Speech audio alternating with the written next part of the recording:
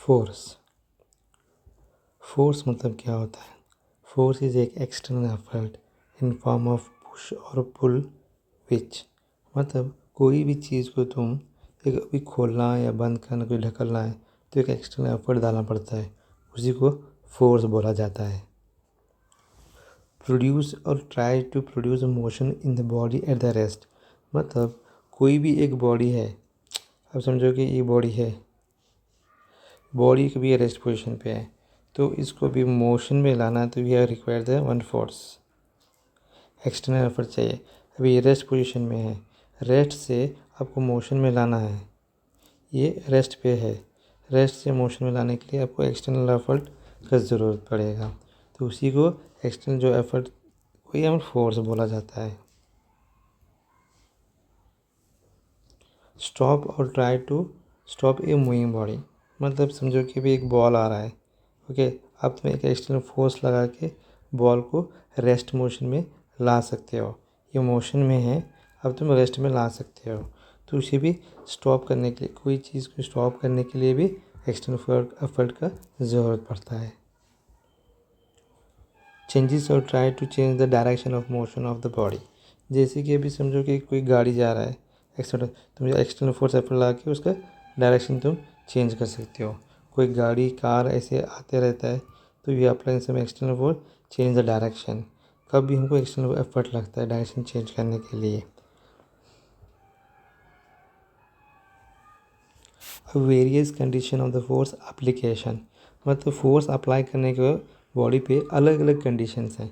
First condition, अभी यहाँ पे देखो, ये बॉडी पे हम लोग फोर्स नहीं लगा रहे, लेकिन अभी initially at the rest position पे है, रेस्ट पोजीशन पे है तो वेलोसिटी ज़ीरो, जब फोर्स लगाने के बाद भी चेंज नहीं हुआ तो फाइनल वेलोसिटी भी हमारा ज़ीरो ही रहेगा। तो फोर्स लगाने से पहले बॉडी रेस्ट पे है, इनिशियल वेलोसिटी ज़ीरो, रेस्ट पे है ज़ीरो, फोर्स लगाने के बाद भी मूव नहीं किया तो इसलिए हमको फाइनल वेलोसिटी भी zero. The body remains at rest, the force is trying to change the state of rest, change करना चाह रहा है लेकिन वो रेस्ट पे ही है तो उसका इनिशियल वेलोसिटी भी ज़ीरो ही होगा, फाइनल वेलोसिटी भी ज़ीरो ही होगा। सेकेंड कंडीशन, सेकेंड कंडीशन क्या है? बॉडी इन मोशन, मतलब अभी फोर्स लगाने से पहले बॉडी रेस्ट पे है, रेस्ट पे रहने से हमारा वेलोसिटी इनिशियल वेलोसिटी क्या हुआ? ज़ीरो हुआ। अभी लेकिन फोर्स लगाने के बाद वेलोसिटी चेंज हुआ, velocity is greater than zero, अभी वेलोसिटी ज़ीरो नहीं है, ज़ीरो से ज़्यादा है। कैसे, क्यों ज़्यादा है? क्योंकि एक्सटर्नल फोर्स लगाने के बाद उसमें वेलोसिटी कंटेन हुआ तो वेलोसिटी मोशन में आया, मोशन में आने के बाद वो फाइनल वेलोसिटी क्या हुआ? Is greater than zero. Before force लगाने से पहले इनिशियल वेलोसिटी ज़ीरो, फोर्स लगाने के बाद वेलोसिटी ज़ीरो नहीं, ज़्यादा होता है, मोशन में आता है, तो body at the start moving here force along the changing the state of rest, rest से मोशन में लाया, कौन लाया? एक्सटर्नल फोर्स अप्लाई करके। नेक्स्ट कंडीशन, अभी यहाँ पे क्या है? In a small interval of time force increased the magnitude of the speed and the direction motion remain same, मतलब शुरुआत में initial is not equal to zero, क्योंकि हम लोग फोर्स रेस्ट पे नहीं है, अभी ये मोशन पे है, हम लोग फोर्स लगा रहे, इनिशियल वेलोसिटी रेस्ट पे नहीं है, मोशन पे है, अभी मोशन पे है लेकिन फोर्स कंटिन्यू हम लोग मैग्नीट्यूड स्पीड इंक्रीज़ कर रहे हैं, तो इंक्रीज से क्या होता है? इनिशियल से वेलोसिटी ज़्यादा होने लगता है, मतलब स्टार्टिंग फोर्स लगा रहे वो ज़ीरो नहीं है, लेकिन वहाँ में फोर्स ज़्यादा लगा रहे तो वेलोसिटी ज़्यादा हुआ, तो कंपेयर करते तो इनिशियल वेलोसिटी से फाइनल वेलोसिटी ज़्यादा हो जाता है। स्टार्टिंग को फोर्स लगा रहे, रेस्ट पे नहीं है, वेलोसिटी है, फोर्स ज़्यादा लाने के बाद वेलोसिटी फिर ज़्यादा होता है, वो कितना ज़्यादा होता है? इनिशियल वेलोसिटी से ज़्यादा रहता है, मतलब फोर्स का मैग्नीट्यूड कंटिन्यू इंक्रीज़ किया है तो उसका velocity, final velocity initial velocity से इंक्रीज़ होने लगता है। किस पे डिपेंड करता है? एक्सटर्नल फोर्स पे।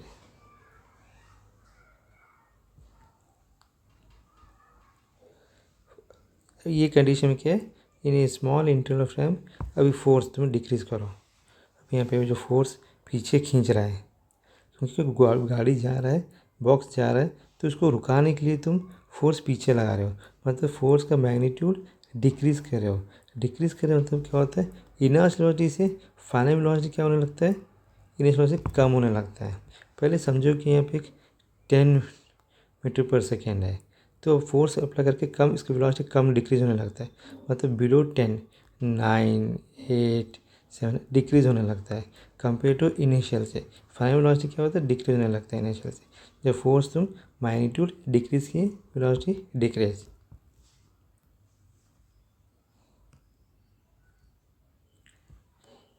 यहाँ पे क्या है, एक यूनिफॉर्म सर्कुलर मोशन। एक यूनिफॉर्म सर्कुलर मोशन मतलब होता है कि इसमें ये ऑब्जेक्ट का वेलोसिटी कांस्टेंट है, मतलब एक समझो कि एक 10 मीटर पर सेकेंड से घूम रहा है, कंटिन्यू इतनी सी घूम रहा है, उसका मैग्नीट्यूड चेंज नहीं हो रहा है, लेकिन हर एक इंस्टेंट पे उसका डायरेक्शन चेंज हो रहा है वेलोसिटी का।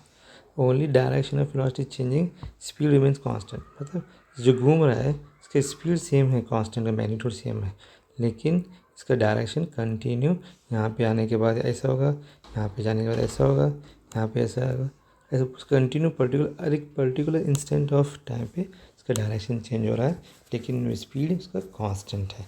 10 मीटर पर सेकेंड ही जाएगा, या तो 5 मीटर पर सेकेंड से जाएगा, कौन सा तो एक मैग्नीट्यूड से जाएगा, 10, 5, 6 नहीं, चेंज नहीं होगा, वेरिएबल नहीं होगा। तो कांस्टेंट मतलब एक ही मैग्नीट्यूड से जाएगा।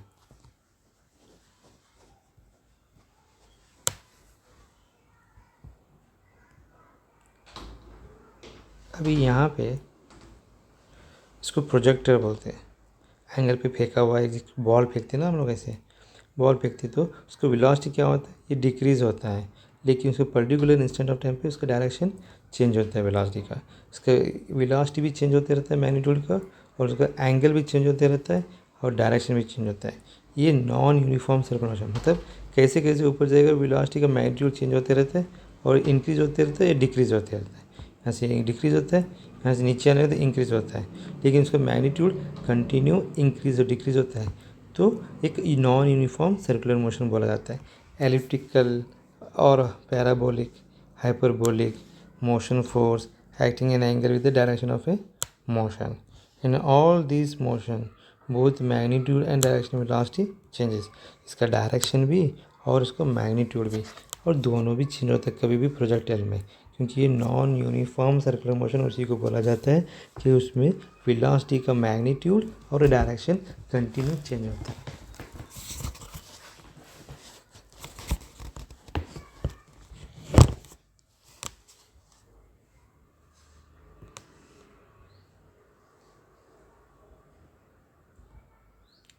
Now dimension formula force. Dimension formula force क्या होता है, डायमेंशन फार्मूला फोर्स, यहाँ पे ये force is equal to mass into acceleration. इसका डायमेंशन फार्मूला क्या आएगा, M L T raise to minus 2, मतलब मास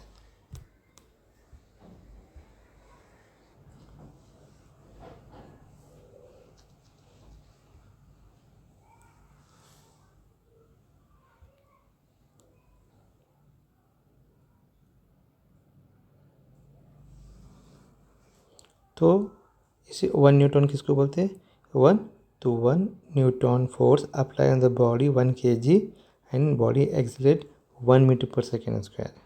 बॉडी 1 kg मास पे, तो बॉडी 1 kg मास पे 1 मीटर पर सेकेंड एक्सलेट हुआ, तो 1 न्यूटन फोर्स लगाया जाए साहब। डाइन, डाइन मतलब क्या, one dyne is that force which produce acceleration 1 centimetre per second square in the body of 1 gram. मतलब अभी बोला 1 ग्राम, 1 डाइन, ये 1 सेंटीमीटर पर स्क्वायर एक्सेलरेशन, जब हमारा 1 डाइन, मतलब यहाँ पे force acceleration 1 metre per second पे 1 kg, यहाँ पे 1 सेंटीमीटर पर सेकेंड पे 1 ग्राम, जब भी ये 1 dyne 1 Newton.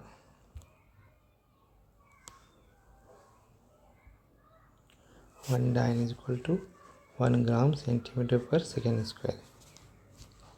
Relation between absolute unit of force, मतलब 1 newton is equal to 1 dyne, कितना होगा आंसर?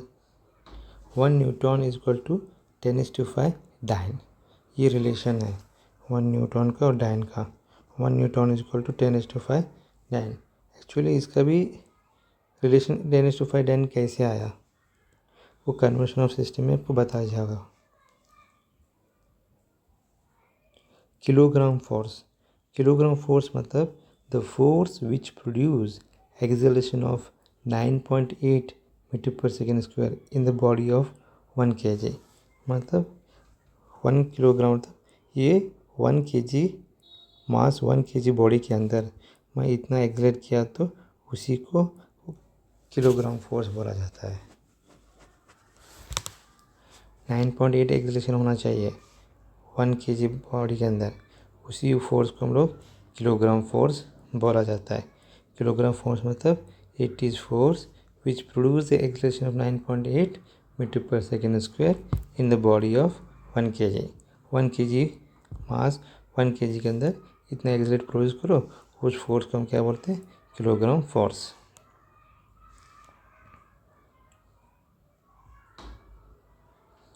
ग्राम फोर्स, ग्राम फोर्स मतलब the force which produce acceleration 980 centimetre per second square, किसमें? In the body of 1 gram.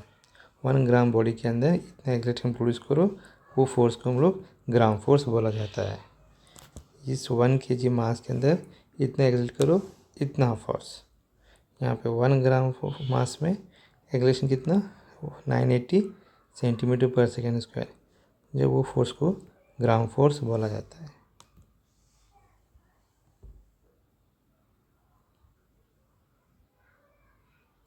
F is equal to ma, Newton's second law of motion. Formula is valid only if the force is changing the state of rest or motion and the mass of the body is constant and finite. F is equal to ma कब apply किया जा सकता है? जब हमारे पास एक body है, ये बॉडी को हम लोग फोर्स लगा सकते हैं और ये एक्सेलरेशन प्रोड्यूस होता है, लेकिन इसका मास यहाँ से यहाँ आने तक चेंज नहीं होना चाहिए। जब हम लोग F is equal to ma formula apply कर सकते हैं। मास चेंज हो रहा है तो ये फार्मूला नहीं ला सकते हम लोग, ये मास चेंज नहीं होना चाहिए। मास चेंज हो रहा है तो this can't valid this formula. Mass constant, it valid this formula. m is a constant, समझो कि भी m is a not constant. तो समझो कि अब मास चेंज हो रहा है तो हम लोग कैसे करें? मास चेंज हो रहा है, मास कांस्टेंट नहीं है, तो हम लोग मास कांस्टेंट को मास उधर रखेंगे, वेलोसिटी को बाहर लेंगे। ये आपको पता है कि यूवी फार्मूला यम बाहर आएगा, dv/dt इधर आएगा, फिर v इधर आएगा, मास बाहर dv/dt आएगा। लेकिन यहाँ पे मास कांस्टेंट नहीं है तो ये फार्मूला यूज़ किया जाता है। जब मास कांस्टेंट है तो ये फार्मूला, मास कांस्टेंट नहीं है तो ये फार्मूला, क्योंकि वहाँ पे वेलोसिटी कांस्टेंट हो जाता है तो ये फार्मूला, वेलोसिटी बाहर आता है। Force and acceleration have the 3 components along x axis, y axis and z axis. Then उसको अभी एक वेक्टर फॉर्म में हम फोर्स को 3 कंपोनेंट में लिख सकते हैं, Fi, Fj, Fk। जैसे कि भी फोर्स समझो कि ये x एक्सिस है, फोर्स ये x एक्सिस है, ये y एक्सिस है, ये z एक्सिस। तो मैं बीच में एक बनाऊंगा, ये तीनों आएगा, F इज इक्वल टू तीनों आएगा, x y j के तीनों आएगा। या तो एक्सेलरेशन, बहुत क्लियर दैट। देखो कैसे बोला है, मतलब एक फॉर्म लेता हूँ मैं ऐसे, ये x एक्सिस, y एक्सिस, एक ऑब्जेक्ट है, फोर्स लगाया तो एक्सेलरेशन करेगा ये डायरेक्शन पे, तो एफ इक्वल टू ए, तो F x y z, acceleration भी हमारा एक्स वाई जेड होगा, मोमेंट करेगा 3 कंपोनेंट में। तो इसीलिए 3 कंपोनेंट में बताया जा रहा है।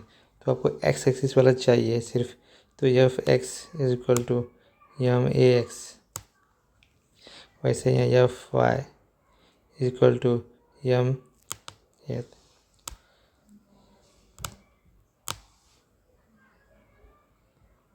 No force is required to move the body uniformly along a straight line with constant speed। मतलब कौन सा भी एक कांस्टेंट स्पीड से जा रहा है, ये कंटिन्यूस स्पीड से जा रहा है 10 मीटर पर सेकेंड से, इसको हमको एक्सटर्नल फोर्स का ज़रूरत नहीं है। क्यों? एग्जाम्पल, कोई भी बॉडी कांस्टेंट स्पीड से जा रहा है तो उसको एक्सटर्नल फोर्स का ज़रूरत नहीं है। जैसे कि F is equal to m a, no force, force zero, acceleration zero होता है। जब एक बॉडी कांस्टेंट स्पीड से जा रहा है, एक्सटर्नल फोर्स की ज़रूरत नहीं है, तो एक्सटर्नल फोर्स ज़ीरो होता है। एक्सटर्नल फोर्स ज़ीरो तो एक्सलेशन भी ज़ीरो होता है, लेकिन body moving with constant velocity. When force is written without a direction, the positive force means repulse with the negative force means attraction। मतलब example, जैसे कि एक positive force between to similar charge, समझो कि मेरे पास एक चार्ज, एक्चुअली ये secondary में पढ़ाया जाता है, दो चार्ज हैं, दोनों का बीच में फोर्स सिमिलर चार्ज है, तो सेम चार्ज है तो फोर्स को हम क्या बोलते हैं? Positive force. सिमिलर चार्ज, एक पॉजिटिव चार्ज है, एक पॉजिटिव चार्ज है, तो जिस दोनों के बीच में जो फोर्स है ये पॉजिटिव है। Then force between two opposite charge, ये फोर्स अपोजिट लग रहा है, ये अपोजिट चार्ज है, नेगेटिव चार्ज। अब यहाँ पे एक पॉजिटिव है, एक नेगेटिव है, ये फोर्स इधर खींचेगा, ये फोर्स इधर खींचेगा, ये पॉजिटिव चार्ज। अब मैं इसको पॉजिटिव किया, दोनों रिपल ईच अदर होता है, ये फोर्स इधर जाएगा, दोनों रिपल होगा, तो ये नेगेटिव चार्ज। पॉजिटिव नेगेटिव, ये फोर्स खींचेगा, ये फोर्स इधर खींचेगा, दोनों पॉजिटिव चार्ज। अब ये पॉजिटिव ये रिपल होगा, ये नेगेटिव ये रिपल होगा, ये नेगेटिव चार्ज अपोजिट डायरेक्शन में जाएगा, ये सेम डायरेक्शन में आएगा, तो ये पॉजिटिव चार्ज, सिमिलर चार्जेस में। Out of the so many natural forces, distance 10 is to minus 15 meter nuclear force is the strongest, while gravitational force weakest। Actually gravitational force है ना weakest, एक्चुअली क्या है, जो न्यूक्लियर का force है वो electromagnetic force से ज़्यादा रहता है, और electronic force magnetical force gravitational force से ज़्यादा रहता है, उसके लिए वो स्ट्रॉन्ग रहता है। तो ratio of electrical force and gravitational force between the two electrons, अभी हमें इलेक्ट्रिकल फोर्स और ग्रेविटेशनल रेशियो चेक किए तो इलेक्ट्रॉन का इतना हमारा वैल्यू आता है 10⁻43 value. Electromagnetical force is very greater than gravitational force. Constant force मतलब the direction and magnitude of the force is a constant, is to constant force. मतलब अभी एक ऑब्जेक्ट है, इस पर फोर्स लग रहा है, कितना 10 न्यूटन फोर्स लग रहा है, ये कंटिन्यू 10 न्यूटन फोर्स एक्ट कर रहा है बॉडी पे, तो इसे हम कांस्टेंट फोर्स बुलाते हैं। अभी यहाँ पे एक बार 9 न्यूटन, एक बार 8 न्यूटन अप्लाई हो रहा है, तो ये कांस्टेंट नहीं है। कांस्टेंट फोर्स का मतलब होता है कि कंटिन्यू एक ही मैग्नीट्यूड का फोर्स लग रहा है बॉडी पे, उसी को हम कांस्टेंट फोर्स बोला जाता है, और उसका डायरेक्शन भी सेम रहना चाहिए, उसका मैग्नीट्यूड भी सेम 10 न्यूटन ही रहना चाहिए, या तो 9 न्यूटन ही रहना चाहिए। लेकिन वो 10 हो रहा है, एक बार 9 हो रहा है, एक bar is a variable force acting on the body, not a constant. Constant means having only one magnitude, जैसे कि 10 न्यूटन एक्ट कर रहा है, तो इसी को कांस्टेंट फोर्स बोला जाता है। सेंट्रल फोर्स का मतलब ये होता है जैसे कि एक position depends force is directly toward और away from the fixed point is held to be a central, otherwise non central. जैसे कि अभी एग्जांपल, इसको क्या बोलते हैं, अभी motion of a earth around the sun, मतलब motion of the earth around the sun, sun के अराउंड घूम रहा है। अभी motion of a electrons in an atom, scattering of the alpha particle from the nucleus, मतलब कोई ना तो कोई चीज़ बीच में से खींच के रोटेट कर रहा है। फोर्स कहाँ से? बीच में से, फोर्स बीच में से आ रहा है। रोटेट कैसे हो रहा है? Circular. Force applying the centre से, सर्कल के सेंटर से अप्लाई हो रहा है, इसी को सेंट्रल फोर्स बोला जाता है। ये कैसे घूम रहा है? सेंटर से फोर्स लग रहा है बीच में से, इसी को सेंट्रल फोर्स बोला जाता है। उसका position depend force is directly toward और away from the fixed point, fixed point रहता है, यहाँ से सेंटर से फोर्स लगाया जाता है तो वो घूमते रहता है, तो उसी को फोर्स क्या बोलते हैं? Central force. देखो एग्जांपल है गिवन, अभी यहाँ पे सन हमारा अर्थ को पे घुमा रहा है, फोर्स लगा रहा है सेंटर से। न्यूक्लियर इलेक्ट्रॉन को घुमा रहा है सेंटर से, न्यूक्लियस घुमा रहा है सब सेंटर से। This you all are example of central force. Conservative और non conservative force. Conservative force का मतलब ये होता है कि ये सिर्फ पाथ पे डिपेंड नहीं करता है। नॉन कंजर्वेटिव फोर्स का मतलब ये होता है कि पाथ पे डिपेंड करता है। जैसे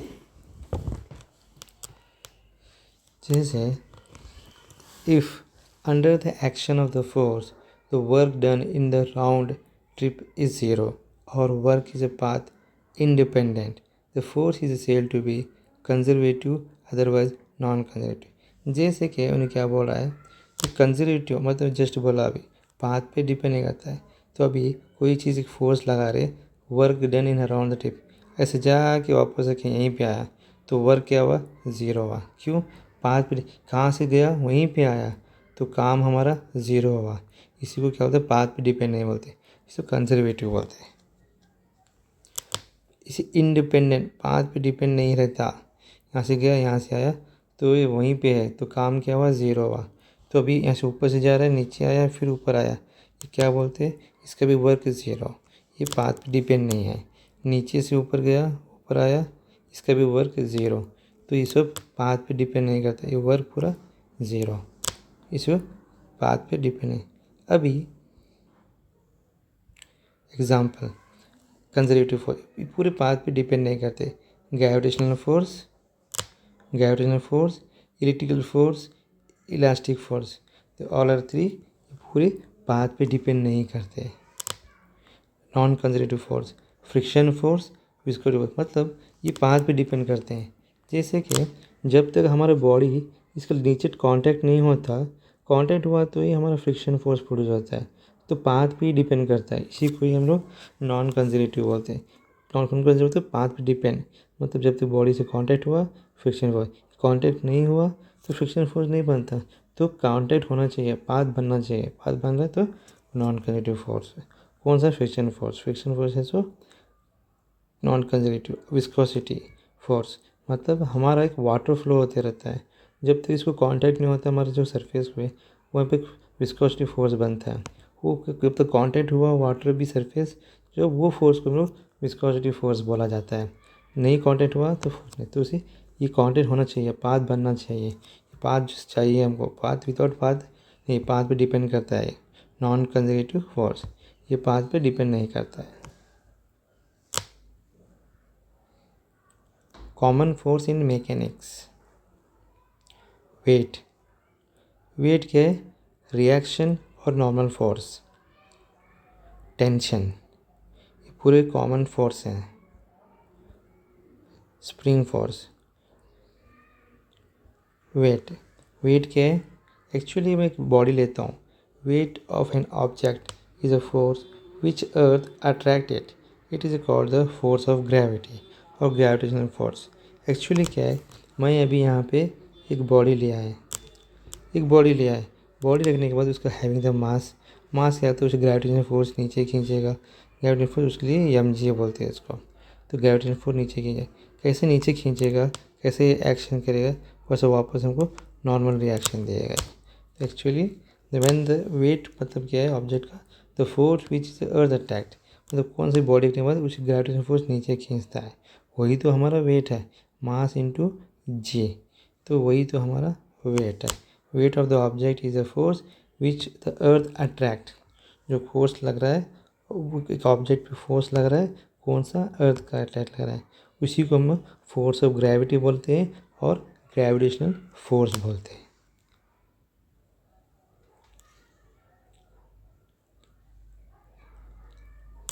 ये मास, नीचे ग्रेविटेशनल फोर्स, इसी को हम वेट।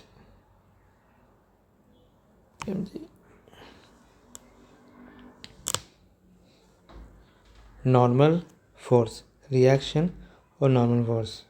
जैसे कि अभी when a body place on the rigid surface, मैं एक बॉडी को रिजिड सरफेस, ये बॉडी को हम लोग मास रिजिड सरफेस पे रखा हुआ है, the body experience a force, तो इस पे बॉडी पे एक फोर्स एक्सपीरियंस होता है, कौन सा?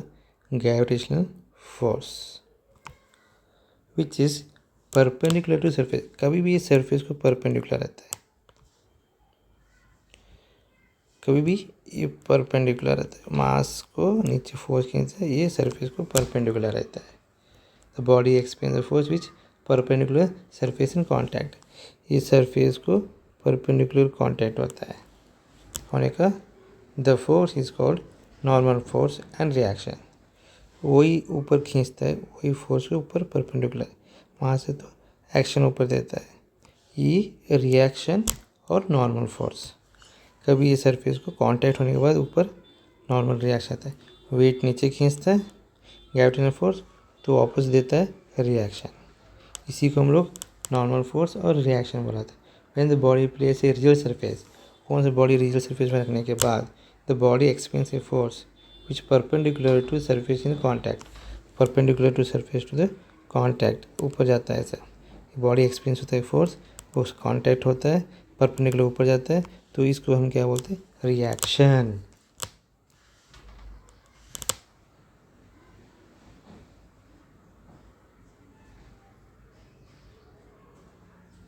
टेंशन, टेंशन का मतलब क्या होता है? जब एक force exerted by the end of the taut string, मतलब हम लोग एक रस्सी लेते, ये रस्सी को फिक्स्ड करते एक जगह, एक दूसरी जगह क्या करते? पुल करते, फोर्स लगाते, एक्सटर्नल एफर्ट लगा के खींचते हैं हम लोग, ओके। खींचने के बाद इसमें जो टेंशन प्रोड्यूस होता है, वो टेंशन ही हमारा, वो टेंशन फोर्स बोला जाता है। Row for change against pulling apply the force, इसको टेंशन। तुम कितना फोर्स लगाओगे उतना इसमें टेंशन बनता है। कैसे? ये जो रोड के अंदर ये कितने मॉलिक्यूल्स हैं, एक मॉलिक्यूल दूसरे मॉलिक्यूल स्ट्रेंथ होकर खींचने का चालू करते हैं, तो टेंशन बनता है। जो फोर्स हम नहीं अप्लाई किए तो tension, force zero, tension zero. Force is not equal to zero, तो tension also is not equal to zero. मतलब जब फोर्स लगाने के बाद यहाँ पे टेंशन बनता है, फोर्स नहीं, tension and force both are equal, कितना फोर्स उतना टेंशन, बॉडी में एक दो मॉलिक्यूल को खींच के टेंशन बनता है। एक्सटर्नल फोर्स नहीं अप्लाई किए टेंशन नहीं बनेगा, फोर्स अप्लाई किए टेंशन बनेगा। इसी को molecular stretching of the body one by one, उसी को हम टेंशन फोर्स बोला जाता है। स्प्रिंग फोर्स, स्प्रिंग फोर्स का मतलब क्या है? The every spring resist any attempt to the change the length, this resistance force increase with changing the length। अभी मैं क्या बोल रहे हैं, अभी एक बॉडी है, स्प्रिंग लिया है, तो यहाँ से तुम कॉम्प्रेस करो, इतना कॉम्प्रेस करो या तो एक्सटेंड करो, इसमें जो फोर्स बनता है स्प्रिंग में वापस लाने के लिए इनिशियल पोजीशन इक्विलिब्रियम पोजीशन पे, मैं यहाँ से यहाँ इतना जाने के बाद वापस लाने के लिए जो फोर्स बनता है स्प्रिंग के अंदर, वही फोर्स को स्प्रिंग फोर्स बोला जाता है। मतलब जब हम लोग अभी इस नॉर्मल स्प्रिंग है, बॉडी रेस्ट पोजीशन पे है, तो उसमें स्प्रिंग फोर्स नहीं बनेगा, प्रोड्यूस नहीं होगा। जब तुम एक्सटेंड करोगे इसमें फोर्स प्रोड्यूस होता है स्प्रिंग में, कौन सा फोर्स? उसको वापस इनिशियल पोजीशन में लाने के लिए ट्राई करेगा, जो वापस इनिशियल पोजीशन लाने के लिए ट्राई फोर्स जो प्रोड्यूस बनता है, उस फोर्स को हम लोग क्या बोलते हैं? स्प्रिंग फोर्स बोला जाता है। स्प्रिंग का लेंथ भी चेंज होता है एक्सटेंड करने के बाद। अब यहाँ से यहाँ कॉम्प्रेस करे या एक्सटेंड करे, लेंथ चेंज होता है उसका, लेंथ चेंज होता है, लेंथ चेंज हुआ, कितना लेंथ चेंज होता उतना इसमें स्प्रिंग फोर्स प्रोड्यूस होता, इसलिए ये फॉर्मूला है। F is equal to minus K X, the force is directly proportional to the X. हम कितना ज़्यादा फोर्स लगाएंगे उतना लेंथ ज़्यादा चेंज होता है, कितना लेंथ ज़्यादा है उतना फोर्स ज़्यादा, फिर वापस लाने के लिए सेम फोर्स बनाता है स्प्रिंग के अंदर, वही फोर्स को स्प्रिंग फोर्स बोलते हैं। फार्मूला उसका F is equal to minus K X, ये एक्चुअली कांस्टेंट है उसका एक्चुअली की F is equal to minus K X, ये के क्या है, के रख के या डिवाइड बाय एक्स करो, ये स्प्रिंग कांस्टेंट है, ये स्प्रिंग कांस्टेंट होता है।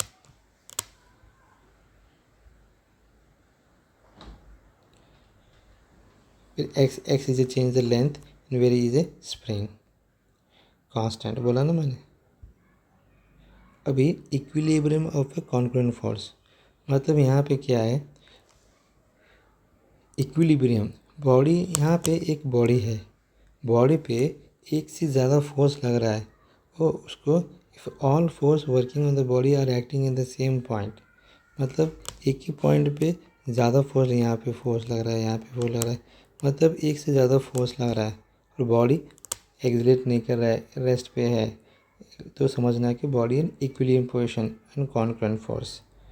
तो इसे all the force working on the body are acting on the same point, they are said to be concurrent. Concurrent का मतलब एक ही जगह पे more than one force add कर रहा है, तो उसी को पॉइंट को क्या बोलते हैं, कॉन्करेंट फोर्स बोलता है, ज़्यादा फोर्स बोला जाता है।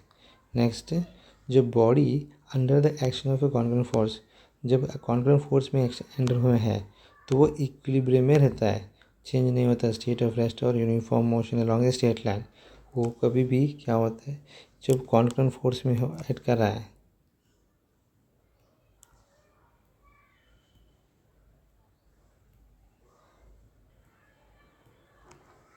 तो यहाँ बॉडी पे एक्ट कर रहा है मोर देन वन फोर्स, मतलब कॉन्करेंट फोर्स बोला जाता है, कॉन्करेंट फोर्स एक्ट हो रहा है तो यहाँ समझना कि बॉडी रेस्ट पे है, मोशन पे नहीं, और इक्विलिब्रियम पे है, तो ये कभी भी रेस्ट पे रहेगा। Equilibrium of concurrent force, concurrent force का मतलब क्या हुआ, जब एक बॉडी पे एक पोजीशन पे more than one force add कर रहा है और body at the rest position पे है तो उसी और इक्विलिब्रियम में रहता है और एक्सलेट नहीं करेगा, उसी को हम इक्विलिब्रियम ऑफ कॉन्करेंट फोर्स बोला जाता है। The necessary condition of the equilibrium of the body under the action of a concurrent force is that vector sum of the all the force acting on the body must be zero. Vector sum of the all the force, कितने force पूरे add करें last को zero ही होता है, F1 F2 F3 ऐसे। Mathematical form equilibrium, net force is equal to zero, पूरे total force है तो फिर कहाँ भी कोई भी बॉडी एक्सलेट रेस्ट पे है तो समझना है कि नेट फोर्स ज़ीरो है, और net F x is equal to zero, F Y is equal to zero, F Z is equal to, तो सब फोर्स ज़ीरो ही है, मतलब इक्वली समझो नेट फोर्स ज़ीरो ही होगा। ये vector form, the three concurrent force will be in equilibrium if they can be represented completely by three sides of triangle taken in the order। ऐसे vector form में form किया हुआ है। ये Lami's theorem, actually three concurrent force in equilibrium आता है Lami's theorem. Lami's theorem में what you want to prove, यहाँ पे क्या है, अब ये फोर्स है F1 का, इसका अपोजिट जो एंगल अल्फ़ा है ये इक्वल रहता है, यहाँ पे F2 है, अपोजिट एंगल बीटा ये सेम रहता है, F3 अपोजिट एंगल, और if all are three angle भी वो सेम रहता है, उसके लिए F1 into F1 sine alpha, F2 beta sine beta, F3 alpha sine beta, ये तीनों इक्विलिब्रियम रहता है, इसके लिए इक्वल हम कौन सा भी एंगल और फोर्स फाइंड कर सकते हैं ये इक्वेशन यूज़ करके।